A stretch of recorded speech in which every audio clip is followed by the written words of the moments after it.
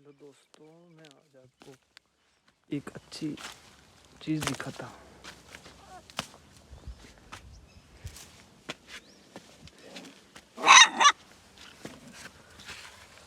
ये देखिए,